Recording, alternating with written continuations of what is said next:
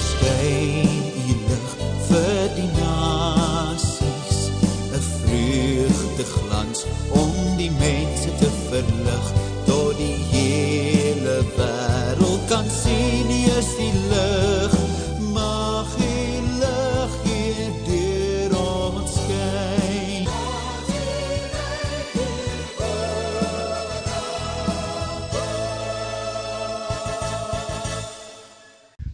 Vriende, wanneer ek met mense praat oor die Evangelie Expo, dan vra hulle gewoonlik die vraag, maar waaroor gaan dit? Nou in kort en baie eenvoudig gestel, die Evangelie Expo is basies net 'n uitstalling en 'n uitbeelding op praktiese wyse van die Evangelie, van die goeie nuus dat Christus gekom het om te sterf, sodat die wêreld met God versoen kan word.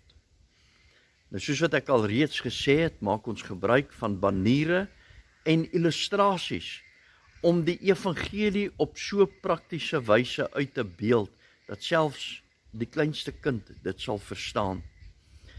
Dit neem ons so ongeveer 40 na 60 minute om met iemand deur die expo te werk. En die gedagte is, wanneer ons skole besoek, is dat dat ons dit in klasformaat doen.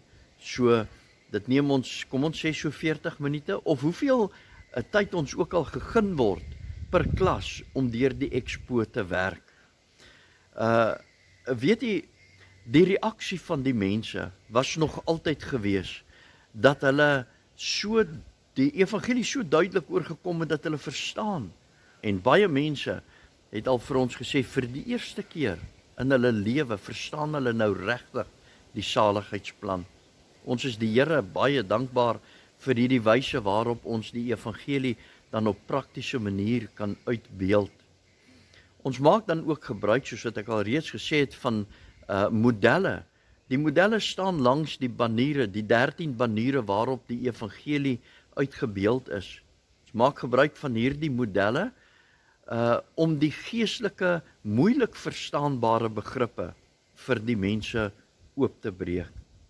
Nou ons wil vir u vra, dat u biddend dit sal oorweeg, of ons nie ook by u skool die Evangelie Expo kan kom aanbied, sodat ons daardeur ook vir u leerlinge die kans kan gee om 'n ingeligte keuse te maak vir Christus. Ons hier by Kaapland Evangeliese Sending Aksie, die sendingorganisasie wat dan nou die Evangelie Expo aanbied, is dit van mening dat dit die reg is van elke persoon om ten minste een keer in sy lewe die evangelie op so praktiese wyse te hoor, sodat hy 'n ingeligte keuse kan maak. Wil u vir ons asseblief laat weet wat u besluit is en hoe die Here dan ook vir u gelei het. Mag die Here vir u ryklik seën en ons sien uit daarna om van u te hoor.